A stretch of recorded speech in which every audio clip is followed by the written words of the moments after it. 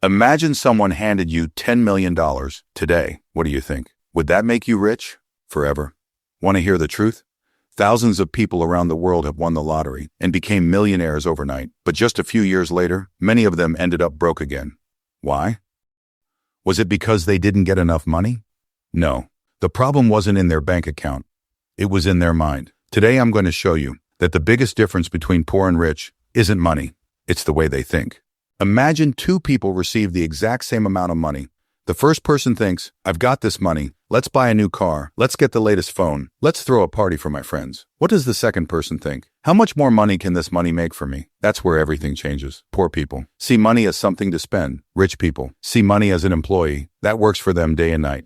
Let me tell you a short story. There were two friends. Both had the same salary. They each made $100,000 a year. The first one financed a brand new BMW. The second one invested that same monthly payment into a business. 5 years later, the first one had an old BMW. The second one had an income stream that could buy him a brand new BMW every single year. Remember, rich people buy assets first. Poor people buy status first. And that one decision can change the entire course of their lives.